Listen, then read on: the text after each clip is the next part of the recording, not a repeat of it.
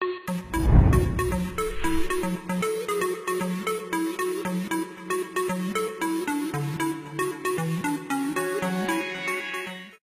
اللہ وبرکاتہ.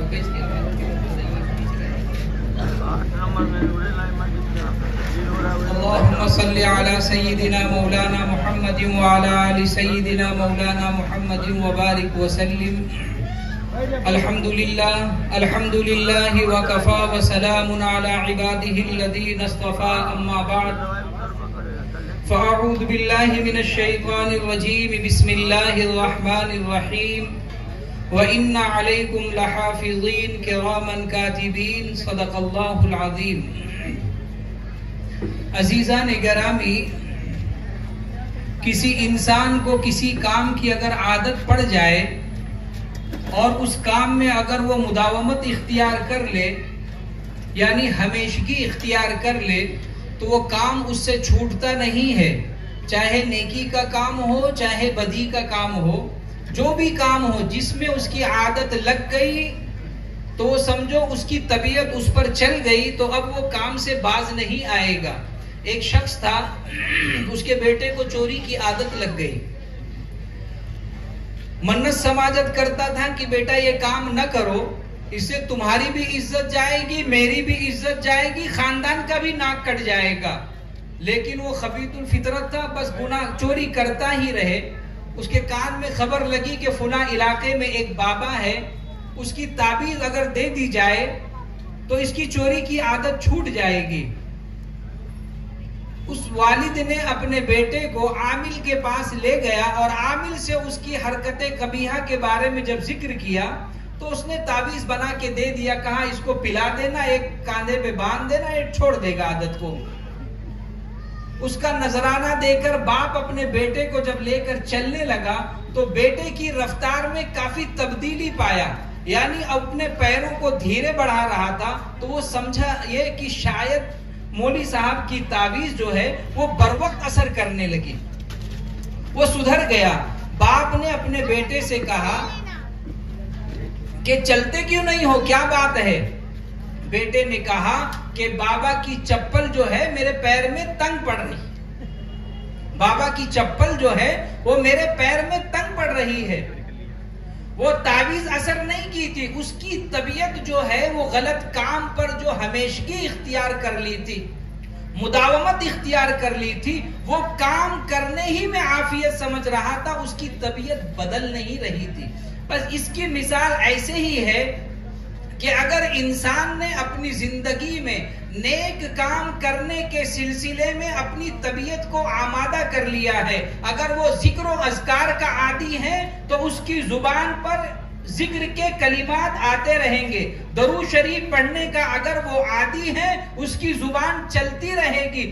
اور اگر وہ غیبت کرنے کا عادی ہے تو سمجھ جاؤ کہ کسی بھی مجلس میں وہ اس کام سے باز نہیں آئے گا، غیبت کرتا ہی رہے گا. اب میں نے جو خطبے میں ایک آیت پڑھی تھی، بڑی اہم آیت ہے. اس آیت کا استحضار اگر بندہ رکھ لے، اس آیت کے مطلب کو سمجھ لے، ترجمے کو سمجھ لے، تو سمجھو کہ وہ اپنی بری عادتوں سے اپنے آپ کو باز رکھے گا، محفوظ رکھے گا. آج آدمی کسی کام کے چوری کرنے کی عادت لگی ہے، اگر وہ مال میں چلا جائے، کسی دکان میں چلا جائے تو کسی چیز پر ہاتھ نہیں لگاتا. بڑے اچھے اچھے موبائل رکھے رہتے ہیں لیکن ہمت نہیں کرتا. کیوں؟ کہ وہ کیمرے کی نگاہ میں ہے، سی سی کیمرہ لگا ہوا ہے.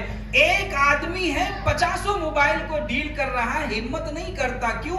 کہ وہ کیمرہ لگا ہے. اللہ کے بندے، اس کیمرے کو بنانے والے انسان نے کیمرہ بنا کر انسان کے دل و دماغ پر ایک وحشت طاری کر دیا کہ اگر یہ کام کر لو گے تو تمہارا اسٹیٹس خراب ہو جائے گا، تمہارا وقار مجروح ہو جائے گا، تم سلاخوں کے پیچھے چلے جاؤ گے. میرے عزیزو، یہ چیز ہمیں نظر آ رہی ہے تو ہمارے دل میں دہشت بیٹھی ہے، جس اللہ نے ایک بندے کو دماغ دیا، عقل دیا، شعور دیا، وہ کیمرہ بنا کر انسان کے دل پر یہ دستک دے رہا ہے کہ یہ کام نہ کرنا، وہ خالق دو جہاں مالک ارض و سما کتنا کریم رب ہے، جو 1400 سال پہلے نبی آخر الزمان کے ذریعے قیامت تک کے آنے والی انسانیت کے دل میں اپنا خوف بٹھایا، اپنا درد بٹھایا، اپنی محبت کا اظہار کرایا کہ میں تمہیں پیدا تو کیا ہوں، میں تمہیں 70 ماؤں سے زیادہ محبت بھی کرتا ہوں،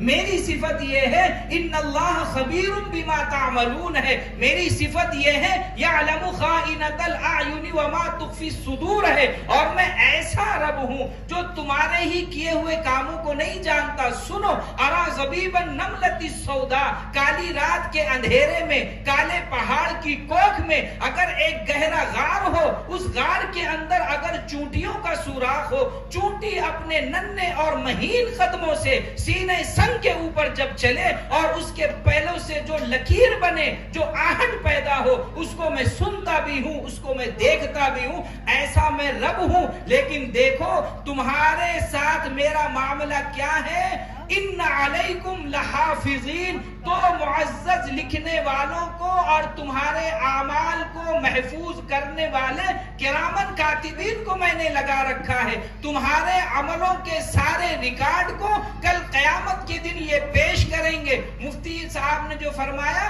الیوم نختم علی افواہہم وتکلمنا ایدیہم وتشہد ارجلہم بما کانوا یکسبون، کہ آج ہم تمہارے منہوں پر مہر لگا دیں گے، تمہاری زبانیں بند ہو جائیں گی، گنگ ہو جائیں گی، تمہارے منہ پر ہم تالا لگا دیں گے۔ اے اللہ پھر گفتگو کون کرے گا؟ یعلم خائن الیوم نختم علی افواہہم، اب اللہ کہہ رہے وتکلمنا ایدیہم، یہ ہاتھ ہم سے بات کریں گے، وتشہد ارجلہم، یہ پیر گواہی دیں گے۔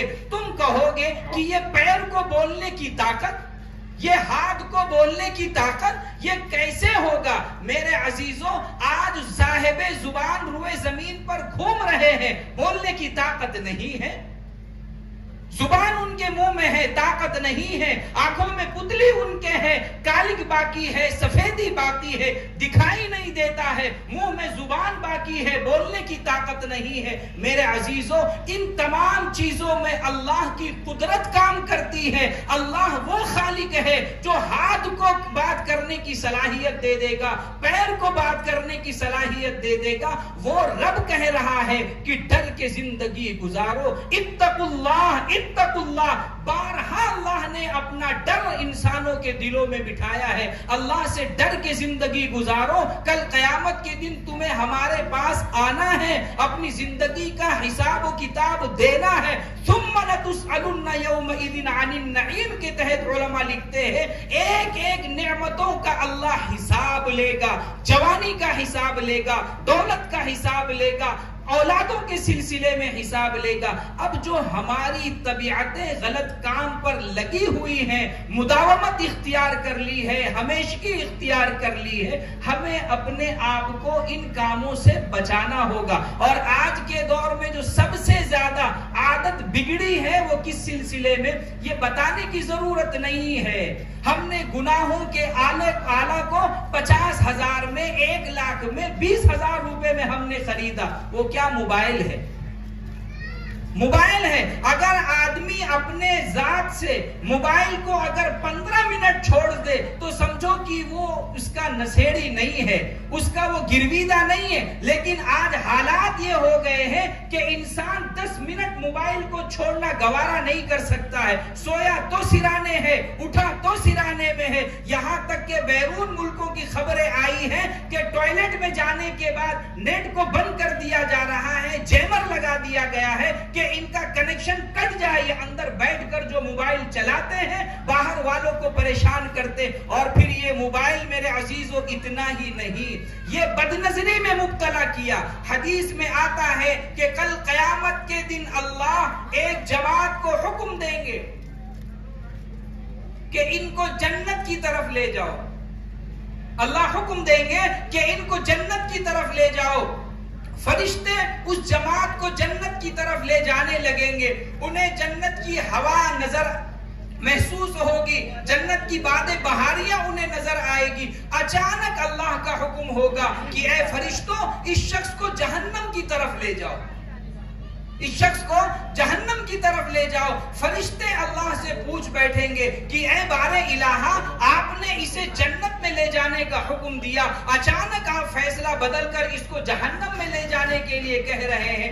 اللہ کہیں گے کہ یہ وہ لوگ ہیں جو دنیا میں اپنے آپ کو مجلسوں میں لوگوں کے سامنے متقی اور پرہیزگار ظاہر کرتے تھے، متقی اور پرہیزگار ظاہر کرتے تھے، لیکن جب یہ خلوت میں جاتے تھے، تنہائیوں میں جاتے تھے، تو یہ مجھ سے حیا نہیں کرتے تھے، یہ گناہوں میں مبتلا رہتے تھے، بد نظری کے گناہ میں مبتلا رہتے تھے۔ میرے عزیزوں، تصوف کی کتاب میں یہ بات آئی ہے کہ جو آدمی بد نظری کا گناہ اور خلوت کے گناہ میں مبتلا رہے گا، بند کمروں میں گناہ کرے گا، کل قیامت کے دن اللہ تبارک و تعالی سے اس کا سامنا جب ہوگا تو اللہ کا غضب اس پر نازل ہوگا۔ یہاں تک کہ لکھا گیا کہ خلوت میں گناہ کرنے والوں کا ایمان سلب ہو جاتا ہے، اسے توبہ کی توفیق نہیں ہوتی ہے، اور یہ موبائل کا وبال جو ہے